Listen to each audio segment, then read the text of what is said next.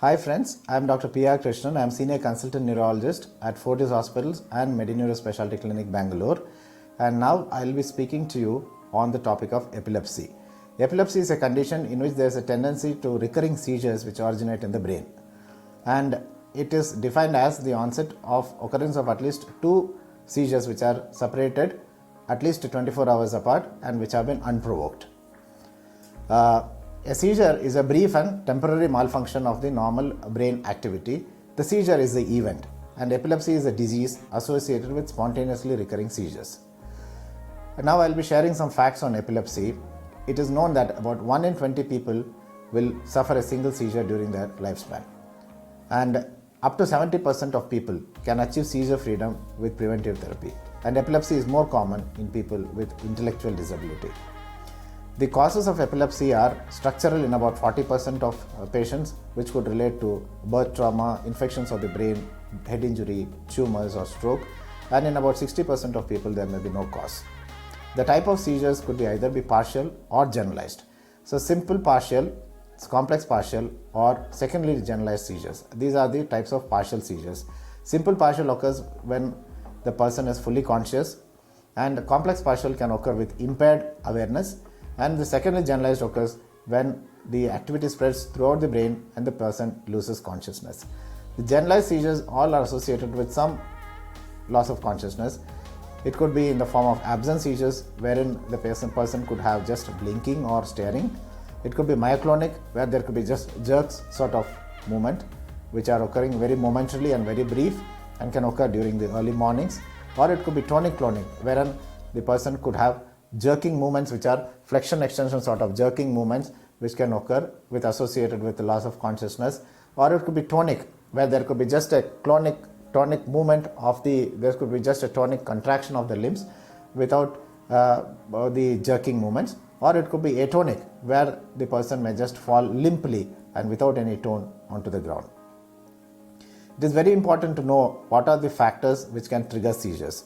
So most common factor is missing medication. Then certain illness or infections such as urinary infection or chest infections. Lack of sleep is a very strong trigger. Then stress or certain climatic conditions like excessive heat or cold, alcohol, photosensitivity or the sensitivity to light, and missing meals. So what are the treatment options available for epilepsy? The mainstay of treatment for epilepsy would be medications, and these are called anti-epileptic drugs. Surgery is an option in certain patients. There are some patients who would be able to get some benefit from secondary treatment options like vagal nerve stimulation, and some of them would get benefit from diets like ketogenic diets. So I will also share now some information on how to deal with a seizure situation. So it is often that somebody is there in a gathering and a person has a seizure. So it is important that everybody should be aware of what is to be done at a time when somebody is suffering from a seizure. The first and foremost thing of all is not to panic and not to overcrowd around the person having the seizure. Explain to others what is happening, and if the person is standing, make him to sit or lie down to avoid jerks or to avoid falls or injuries.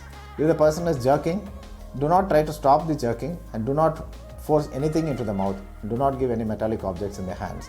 Most of the seizures stop on their own within a minute or two, and it is important to prevent the person from injuring himself or herself. We need to block the fall of the person if the person is standing to prevent any injuries. So gently put them on the ground if they are losing balance. Loosen the person's belt, necktie or other tight clothing, especially around the neck, and remove any spectacles. Clear away any sharp or hard objects in the surroundings. If possible, cushion the person's head.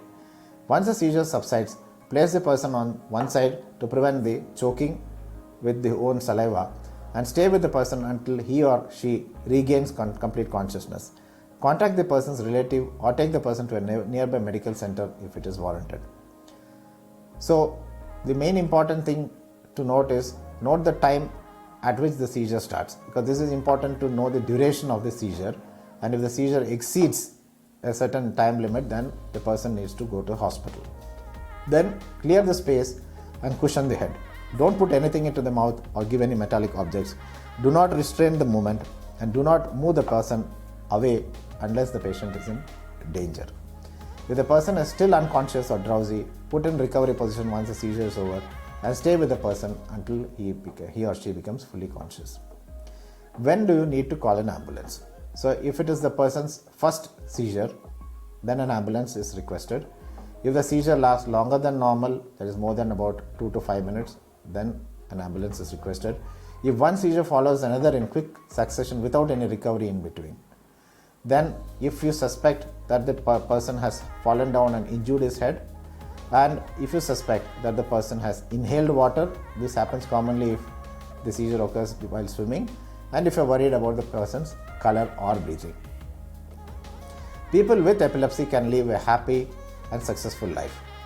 So this is very reassuring, and with the advent of newer medicines and availability of medical care and increased awareness of the condition, it has become possible for a person with epilepsy to lead a good life and near normal life.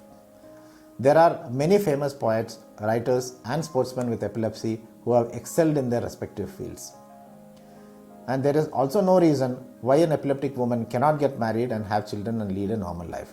It is important that the would-be spouse of a woman with epilepsy should be made aware of the situation. This prevents a lot of unnecessary misunderstandings later on in life.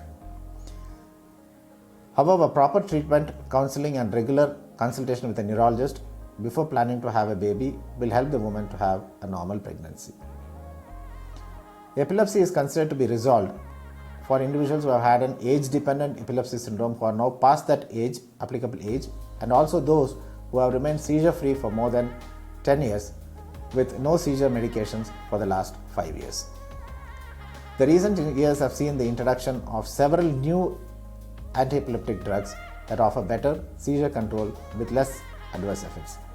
It is very important to avoid certain triggers like alcohol, stress, flashing lights, etc., which can increase the possibilities of suffering a seizure.